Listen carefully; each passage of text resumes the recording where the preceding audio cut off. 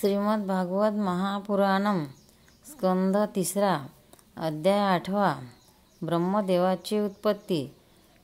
मैत्रेय म्हणाले, विदुरा, तू भगवत भक्त लोकपाल यमराज आहेस। तू पुरुवंशात जन्म घेतल्याने तो वंश साधू पुरुषांनाही सेवनीय झाला आहे। तू पदोपदी श्रीहरीची कीर्तिरूप माळ नित्य ताजी टवटवीत ठेवीत आहेस। क्षुद्र विषय सुखाच्या इच्छेने मोठे दुःख ओढवून घेणाऱ्या लोकांच्या दुःख निवृत्तीसाठी आता मी श्रीमद् भागवत पुराण सांगण्यास सुरुवात करतो। हे पुराण स्वतः श्री संकर्षण भगवानांनी सनकादी ऋषींना सांगितले होते। अखंड ज्ञान संपन्न असे आदिदेव भगवान संकर्षण पाताळ लोकात होते। सनतकुमार आदी ऋषींनी त्यांना त्यांच्याहून श्रेष्ठ अशा वासुदेवाचे तत्व जाणण्यासाठी प्रश्न विचारला।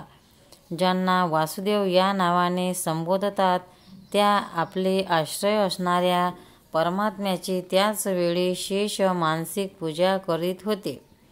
कमळाच्या कळीसारखे बंद असणारे आपले नेत्र सनतकुमार आदीच्या उत्कर्षासाठी त्यांनी अर्धोमुलीनीत केले। सनतकुमार आदी ऋषींनी मंदाकिनी नदीच्या पाण्याने भिजलेल्या आपल्या जटांनी त्यांच्या चरणाचे आसन असलेल्या कमल पुष्पाला स्पर्श केला। ज्या कमलपुष्पाची नागराज कुमारी सुयोग्य वर मिळण्यासाठी प्रेमपूर्वक अनेक वस्तू अर्पण करून पूजा करतात। सनतकुमारादी ऋषी त्यांच्या लीलाचे जाणकार आहेत। त्यांनी वारंवार सद्गीतीत वाणीने त्यांच्या लीला गायल्या। त्याच वेळी शेष भगवानाच्या उभारलेल्या हजारो फणांवरील किरीटांच्या हजारो श्रेष्ठ रत्नांची जटा चकचकीत किरणांनी झळकत होती। हे विदुरा, निवृत्तीपरायण सनतकुमारांना भगवान संकर्षणांनी हे भागवत ऐकविले होते। हे प्रसिद्धच आहे। नंतर सनतकुमारांनी हे परम व्रती सांख्यायन मुनींना त्यांनी प्रश्न केल्यावरून सांगितले होते। परमहंसाचे प्रमुख सांख्यायनांना जेव्हा भगवंताच्या विभूती वर्णन करण्याची इच्छा झाली तेव्हा त्यांनी आपले अनुयायी शिष्य आमचे गुरु पराशर मुनी आणि बृहस्पतींना हे भागवत सांगितले। यानंतर परम दयाळू पराशरांनी पुलस्थ मुनीच्या सांगण्यावरून हे आदी पुराण मला सांगितले। वत्सा, श्रद्धाळू आणि सदैव अनुयायी अशा तुला हे पुराण मी सांगतो। सृष्टीच्या पूर्वी हे संपूर्ण विश्व पाण्यामध्ये बुडालेले होते।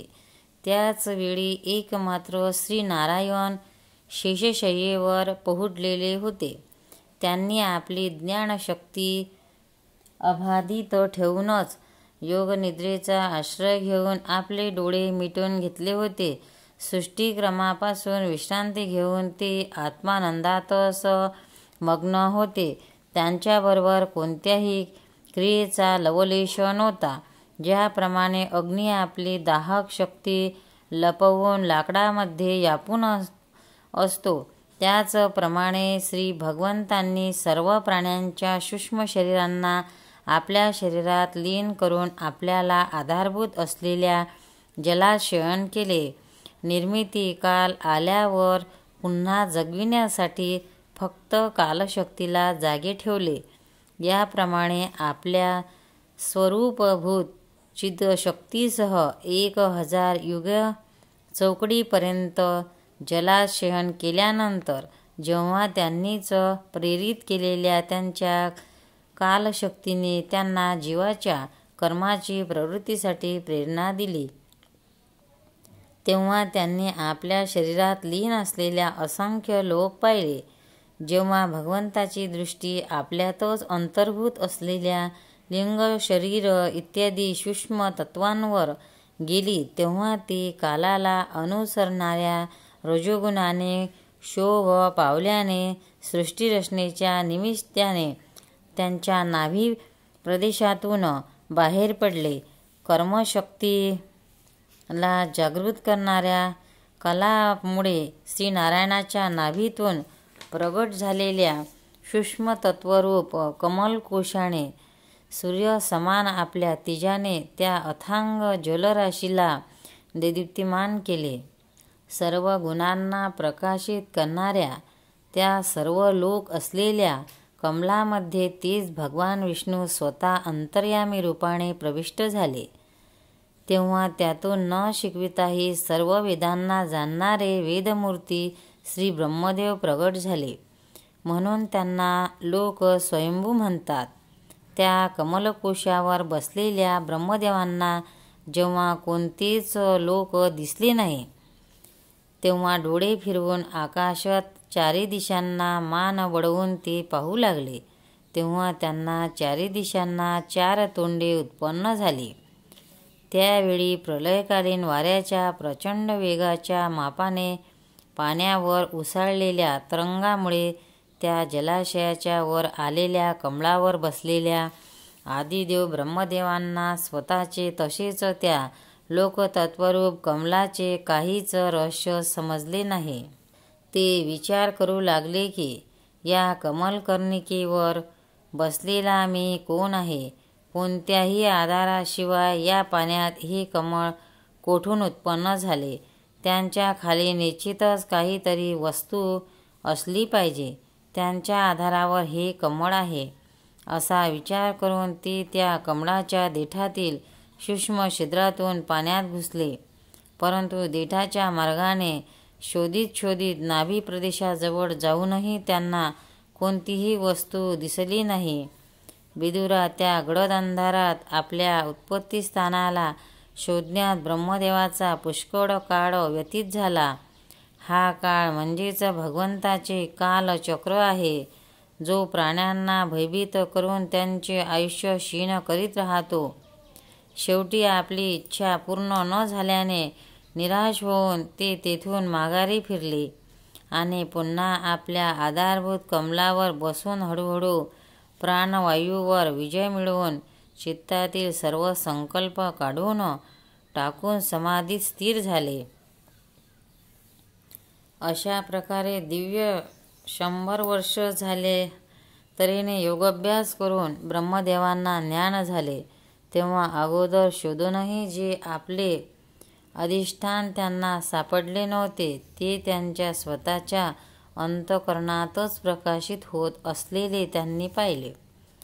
त्यांनी असे पाहिले की त्या प्रलयकालीन जलामध्ये शिशाच्या कमलाच्या देठासारख्या गोऱ्या आणि विशाल शय्येवर पुरुषोत्तम भगवान एकटेच पोहडले आहेत. शेष नागाच्या हजारो फणा छत्रासारख्या पसरल्या आहेत. त्यांच्या मस्तकावरील किरीटावर जी रत्ने जडविली होती, त्यांच्या प्रकाशाने प्रलयाच्या पाण्यातील अंधार नाहीसा झाला होता. ते आपल्या शरीराच्या तेजाने पाचूच्या रत्न पर्वताच्या शोभेवर मात करीत आहेत. त्यांच्या कमरेचा पितांबर पर्वत प्रांतात पसरलेल्या संध्याकाळच्या पिवळसर चकचकीत मेघांचे सौंदर्यही धूसर करीत आहे. मस्तकावरील सुशोभित सुवर्ण मुकुट सुवर्ण शिखरांनाही मान खाली घालावयास लावित आहे.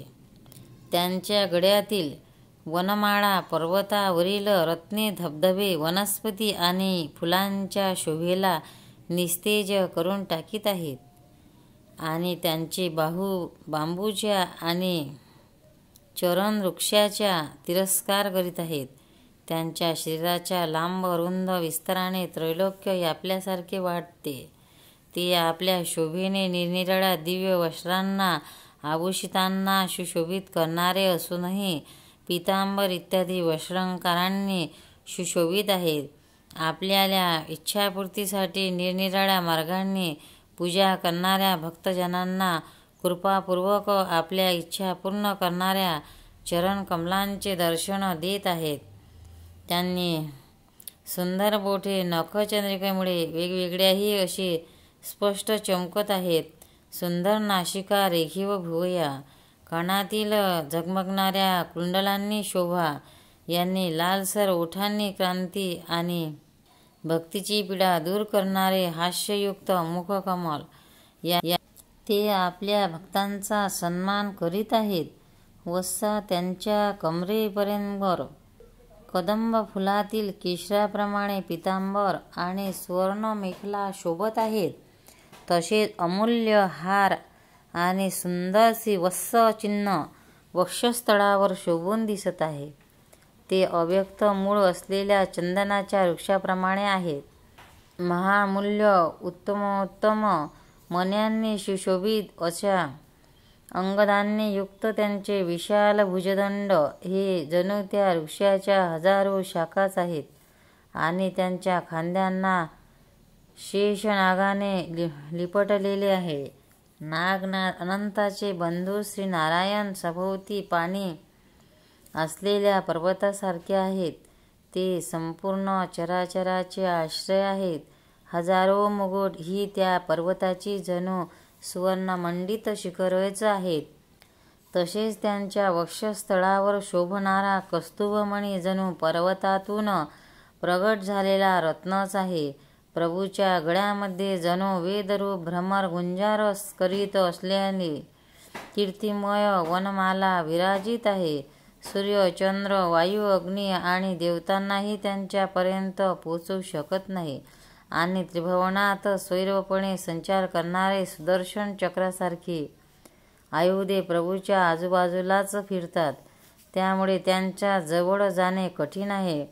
तेव्हा विश्वाची रचना करण्याची इच्छा करणारे लोकविधाता ब्रह्मदेव यांनी भगवंताच्या नाभी सरोवरातून प्रगट झालेले कमळ, जल, आकाश, वायू आणि आपले शरीर हाच केवळ 5 वस्तू पाहिल्या. याशिवाय त्यांना दुसरे काहीही दिसले नाही.